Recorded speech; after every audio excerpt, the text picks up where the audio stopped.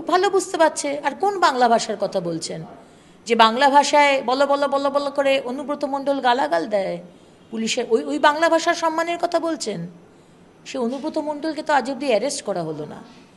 কোন বাংলা ভাষার বাঙালির কথা বলছেন যে কবিগুরু রবীন্দ্রনাথ ঠাকুরের স্ট্যাচু নিয়ে বীরভূমে মিছিল করছেন, অথচ নাকের ডগায় অবনীন্দ্রনাথ ঠাকুরের বাড়িটাকে ধূলিসাৎ করে দিল জমি মানে মাফিয়ারা, আপনার আন্ডারে, আপনাদের তৃণমূলের জমি মাফিয়ারা, আপনারা কিচ্ছু করলেন না। কোন বাঙালি সেন্টিমেন্টের কথা বলছেন? 26,000 চাকরি চলে যায়, আপনি দিয়ে দেন না, স্বাস্থ্য পরিষেবা নেই। আজকে বাচ্চারা ম্যানহোলে পড়ে বাড়ির ভেতর জল ঢুকে যাচ্ছে, এক হাঁটু জল, বাচ্চারা খাট থেকে পড়ে গিয়ে মৃত্যু হচ্ছে, মাটির বাড়ি ভেঙে গিয়ে মৃত্যু হচ্ছে ছোট ছোট বাচ্চাদের। আপনি কোন বাঙালির কথা বলেন হে মুখ্যমন্ত্রী? আপনি এগুলো আর অনেক আমাদের পশ্চিমবঙ্গকে শেষ করে দিয়েছেন। আর এই নিজের সম্মানটাকে, আপনি তো আমাদের মুখ্যমন্ত্রী, আপনার সম্মানটা গেলেও আমাদেরও খারাপ লাগে। আপনি 2005 সালে একটা কথা বললেন, 2025-এ এসে কমপ্লিট ডিফারেন্ট কথা বলছেন। আপনার এত মিথ্যাচার, মানে সত্যি আমরাও লজ্জিত হই, কারণ আমরাও তো আফটার অল দিনের শেষে পশ্চিমবঙ্গের মানুষ। কালকে যেটা দেখলাম যে চন্দ্রিমা ভট্টাচার্য রাজ্যের ক্যাবিনেট মিনিস্টার, তিনি বলছেন যে সারা দেশে 26 কোটির বেশি বাংলা ভাষায় মানে কথা বলে বাঙালিরা, কিন্তু একেবারে অমিত শাহের পুলিশ এটা অপমান করলো বাঙালিদের, আমাদের রাজ্যের বাঙালিদের অপমান করলো।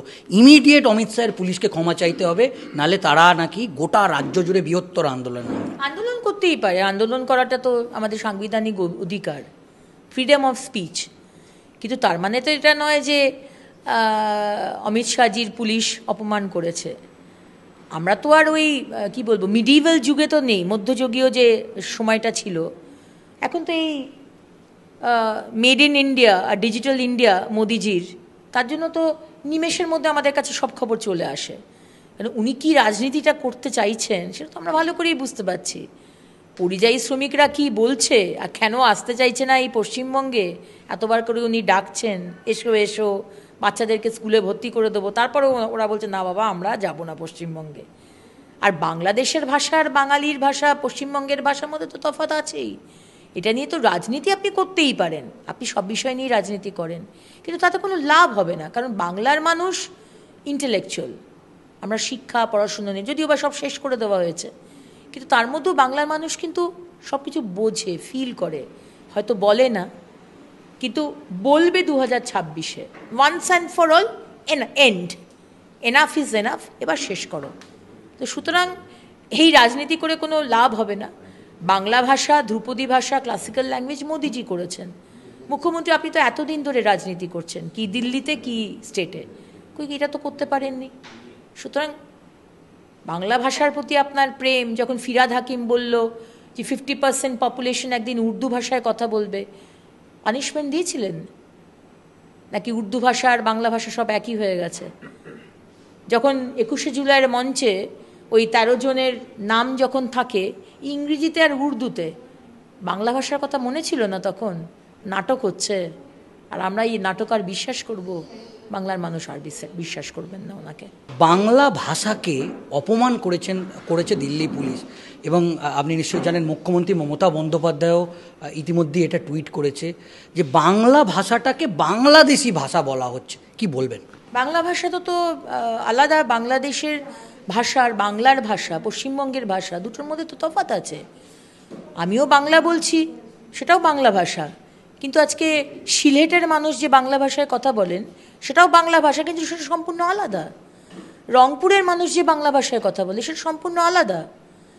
আজকে গোস্ত না কি বলে, মাংসের গোস্ত, পানি, আমরা পানি বলি না, আমরা জল বলি।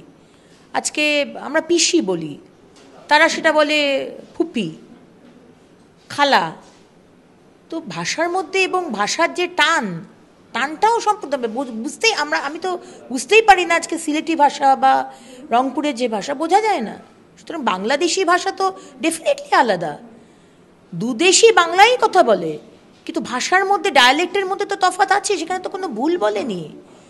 রাজনীতি করতে এখন শুরু করেছেন কারণ এসআইআরটা বন্ধ করতে হবে। তো যে অনুপ্রবেশকারীদের ভোটে আপনি জিতে এসেছেন চিটিংবাজি করে, সেটা কি বাংলার মানুষ বুঝতে পারছে না?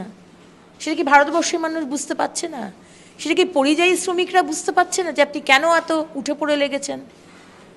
আজকে লক্ষ লক্ষ পরিযায়ী শ্রমিক যারা বাইরে চলে গেছে তারা খুব আনন্দে আছে, কিন্তু আপনি 2005-2006 সালে বলেছিলেন, মুখ্যমন্ত্রী আপনি, যে 1 কোটি অনুপ্রবেশকারী ঢুকেছে বাংলায়, আপনি বলেছিলেন।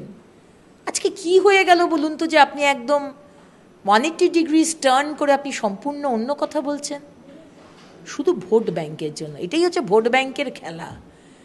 মানে অনুপ্রবেশকারীরা ঢুকুক, সাদ আলীর মতো, রাদ আলীর মতো জঙ্গিরা, আনসারুল বাংলার জঙ্গিরা ঢুকুক। গতকালও 33 বছর ধরে বাংলাদেশিরা ক্রিমিনাল এখানে ধরা পড়েছে, 33 বছর ধরে এই কলকাতায় রয়েছে, তারা থাকুক।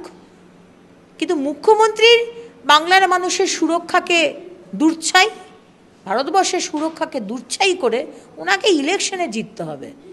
তাই অনুপ্রবেশকারীদের নাম যেন কাটা না যায়, এটা কি আর আমরা বুঝতে পারছি না, না বাংলার মানুষ বুঝছে না? সম্প্রতিকালে দেখছি যে এ রাজ্যের একাধিক অনেক বড় বড় ইস্যু আছে, কিন্তু হঠাৎ করে তৃণমূল কংগ্রেস বাংলা এবং বাঙালি, একটা অভিযোগ আপনি নিজে কাউন্টার করেছেন যে একটা তৃণমূল কংগ্রেসের পক্ষ থেকে একটা বিষয় বারবার বলা হচ্ছিল, ন্যারেটিভ তৈরি করা হচ্ছিল যে বিজেপি শাসিত রাজ্যগুলো একেবারে বেছে বেছে বাঙালিদের হেনস্থা করা হচ্ছে, বাঙালিদের অত্যাচার করা হচ্ছে, পরিযায়ী শ্রমিকদের মারধর করা হচ্ছে। তারপর ফের এই ইস্যুটা, এটা কি 26-এর বিধানসভা নির্বাচন? সম্পূর্ণভাবে। পরিযায়ী শ্রমিকরা বাইরে গেছে কেন? মুখ্যমন্ত্রী তো বলেছিলেন টাটাকে তাড়িয়ে দিয়ে সিঙ্গুর থেকে ডবল ডবল চাকরি হবে। কটা মানুষের চাকরি দিতে পেরেছেন? চাকরি তো ছেড়েই দিলাম, কর্মসংস্থান কজনের হয়েছে? 22 লক্ষ তো একটা ফিগার যেটা রাজ্য সরকার দিয়েছে, ফিগারটা তো আসলে অনেক বেশি পরিযায়ী শ্রমিক। তো 22 লক্ষ ছেলে মেয়ে কেন রাজ্য ছেড়ে চলে গেল? আর আপনি এখন বলছেন, কোভিডের পরেও বলেছিলেন কেউ যাবে না, সবাই এখানে থাকো, কিন্তু ব্যবস্থা করেনি, সবাই চলে গেছে। আবার আজকে 8 মাস বাকি ইলেকশনে, 6 মাস বাকি, এখন আপনি বলছেন সবাই ফিরে এসো, তারা বলছে আমরা ফিরবো না, আমরা খুব ভালো আছি। এখানে 15,000 টাকার একটা মাইনের চাকরি পাওয়াটাও ডিফিকাল্ট, ওখানে ওরা 30,000 টাকা চাকরি করছে, সামান্য চাকরি 30,000 টাকা বেতন পায়, একটু ভালো হলে 60,000 টাকার বেতন পাচ্ছে, তারা আসতে চাইছে না। তা আপনি কেন এই রাজনীতি করছেন, এটা কি বাংলার মানুষ বুঝতে পারছে না? খুব ভালো বুঝতে পারছে। আর কোন বাংলা ভাষার কথা বলছেন, যে বাংলা ভাষায় বলো বলো বলো বলো করে অনুব্রত মণ্ডল গালাগাল দেয় পুলিশের, ওই বাংলা ভাষার সম্মানের কথা বলছেন? সে অনুব্রত মণ্ডলকে তো আজ অব্দি অ্যারেস্ট করা হলো না। কোন বাংলা ভাষার বাঙালির কথা বলছেন, যে কবিগুরু রবীন্দ্রনাথ ঠাকুরের স্ট্যাচু নিয়ে বীরভূমে মিছিল করছেন, অথচ নাকের ডগায় অবনীন্দ্রনাথ ঠাকুরের বাড়িটাকে ধূলিসাৎ করে দিল জমি, মানে মাফিয়ারা, আপনার আন্ডারে, আপনাদের তৃণমূলের জমি মাফিয়ারা, আপনারা কিচ্ছু করলেন না।